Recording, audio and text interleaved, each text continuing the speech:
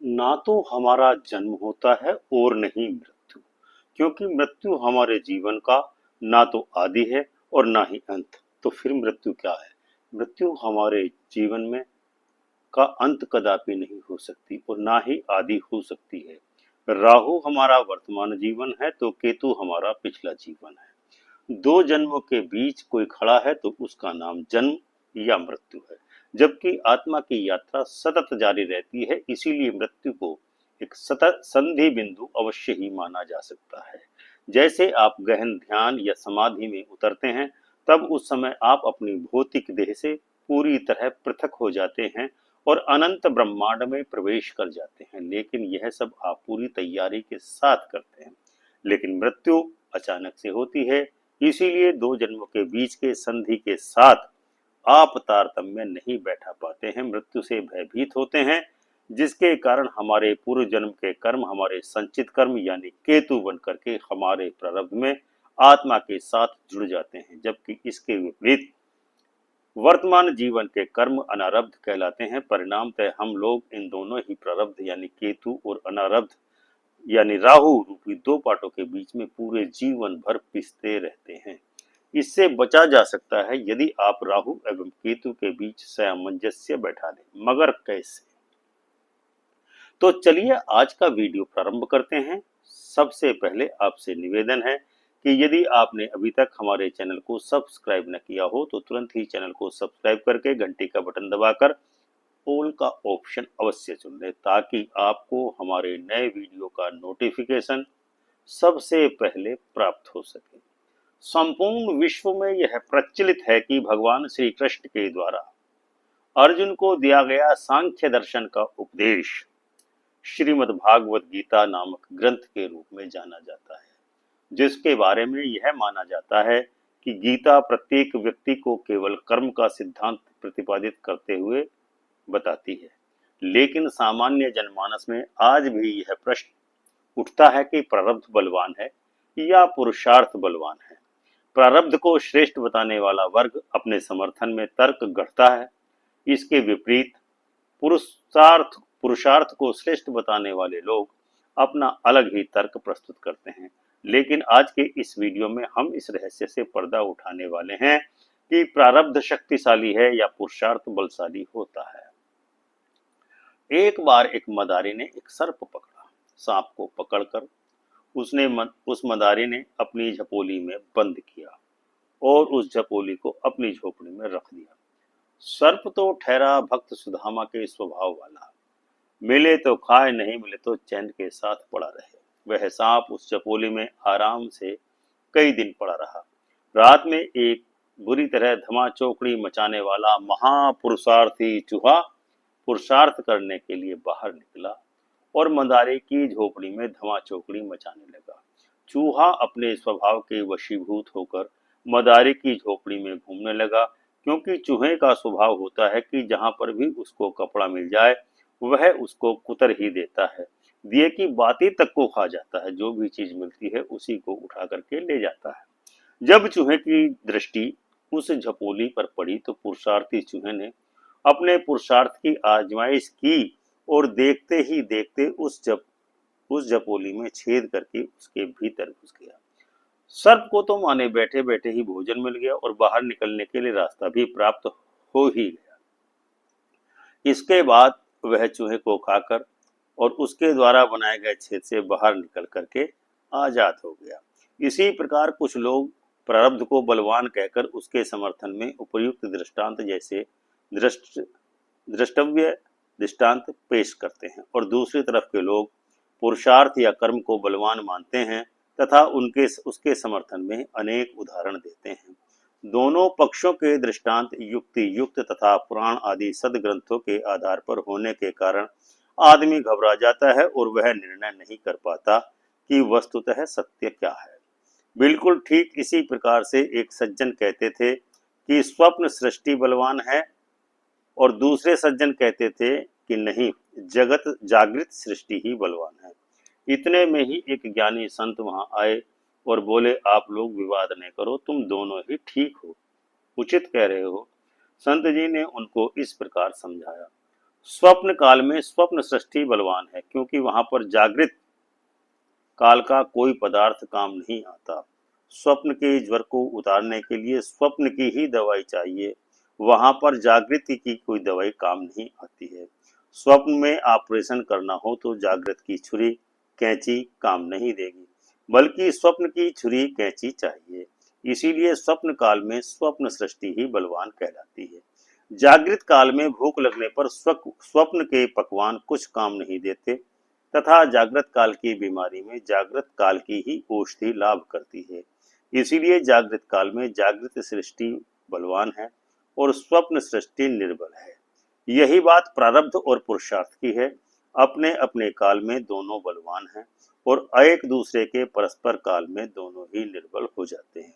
अब इस तथ्य को समझने के लिए एक दूसरे दृष्टांत की सहायता लेना ज्यादा उचित रहेगा। एक गृहस्थ के बंगले में एक बहुत ही सुंदर बगीचा था। उस व्यक्ति से मिलने के लिए सवेरे के समय एक व्यक्ति मिलने आता है और बगीचे के दूध जैसे सफेद फूलों को देखकर अत्यंत प्रसन्न होता है। 10 बजे के करीब एक दूसरा व्यक्ति आता है और वह गुलाबी रंग के फूलों को देखकर अत्यंत ही हर्षित एवं मुदित होता है। किंतु दोपहर के समय एक तीसरा व्यक्ति वहां पर आता है। उसे टेसू के फूल जैसे लाल रंग के फूल, सुर्ख लाल रंग के फूल दिखाई देते हैं और उसके लिए वह दृश्य एक यादगार दृश्य बन जाता है। उसके बाद वे तीनों साथ बैठकर आपस में बात करते हैं। सबसे पहले सुबह को आने वाला व्यक्ति बोला, बगीचे में उस ओर के सफेद फूल बहुत सुंदर हैं। तब 10 बजे आने वाला व्यक्ति बोलता है, ऐसा जान पड़ता है कि आपकी आंखें कुछ कमजोर हैं। फूल तो गुलाबी रंग के हैं और आप कह रहे हैं कि फूल सफेद रंग के हैं, जबकि फूल गुलाबी रंग के हैं। इतने में ही तीसरा व्यक्ति बोलता है कि आप दोनों को ही दृष्टि दोष हो गया है। आप सबको मालूम होना चाहिए कि फूल तो खासे लाल, सुर्ख लाल टेसू जैसे चटकीले हैं और आप लोग फूलों को सफेद और गुलाबी बतला रहे हैं। इस प्रकार तीनों ही व्यक्ति एक दूसरे को दोषी ठहराने लगे और विवाद बढ़ गया। तब गृह स्वामी ने उन तीनों को शांत करते हुए समझाया कि मित्रों, आप तीनों ही सत्य बोल रहे हैं, किसी की भी दृष्टि दूषित नहीं है। बगीचे के ये सभी फूल प्रातः काल के समय सफेद रहते हैं। 10 बजते बजते सभी फूल गुलाबी रंग के हो जाते हैं और मध्याह्न होते होते टेसू के लाल सुर्ख फूल जैसे रंग के हो जाते हैं। समय भेद से एक ही फूल विभिन्न प्रकार के रंग के दिख पड़ते हैं। ठीक इसी प्रकार समय भेद से कर्म के भी 3 भेद किए जाते हैं। जैसे नंबर 1 क्रियमाण कर्म, नंबर 2 संचित कर्म, नंबर 3 प्रारब्ध कर्म। नंबर 1 क्रियमाण कर्म क्या है? मनुष्य समझ होने के बाद से मृत्यु पर्यंत तक मैं कर्म करता हूँ, इस प्रकार की बुद्धि रख करके जो भी कर्म करता है उसे क्रियमाण कर्म कहते हैं। क्रियमाण शब्द क्रि करना धातु से कर्मणि प्रयोग में वर्तमान कालिक कृदंत है। अतः इसका अर्थ हुआ कि वर्तमान काल में होने वाला कर्म। मनुष्य का जीवन काल ही वर्तमान काल है, इसीलिए उसके जीवन काल में जो जो कर्म होते हैं वे सब क्रियमाण कर्म कहलाते हैं और राहु के अधीन रहते हैं। नंबर 2 हुआ संचित कर्म।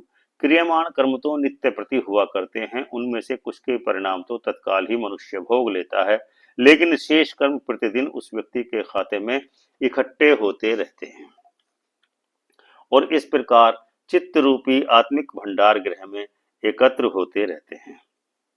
इस प्रकार एकत्र होने वाले कर्मों को ही संचित कर्म कहा जाता है। संचित शब्द सम उपसर्ग पूर्वक ची चयन यानी इकट्ठा करना धातु से भूत कृदंत में बनता है। इसका अर्थ व्यवस्था पूर्वक इकट्ठा हुआ होता है। यदि हम प्रतिदिन एक एक रुपया एक पेटी में डालते चले जाएं और साल भर के बाद पेटी को खोलें तो उसमें जो रुपया निकलेगा वह सब 1 वर्ष का संचित रुपया होगा। इसी प्रकार से संचित कर्म के विषय में यही सिद्धांत लागू होता है। नंबर 3 प्रारब्ध कर्म। चित्त में अनेक जन्मों के संचित कर्म ढेर के ढेर पड़े रहते हैं। वे जन्म जन्मांतर के संचित कर्म इतने अपार होते हैं कि सृष्टि के आरंभ से प्रलय तक भोगने पर समाप्त नहीं होते। इनमें से मनुष्य के मरने पर जो जो कर्म फल देने के लिए परिपक्व होते हैं वे अलग निकाल लिए जाते हैं और उन कर्मों का फल भोगने के लिए जीव को तद अनुकूल देह धारण करना पड़ता है। प्रारब्ध शब्द प्र और आ उपसर्ग पूर्वक रभ शुरू करना धातु का भूत कृदंत रूप है।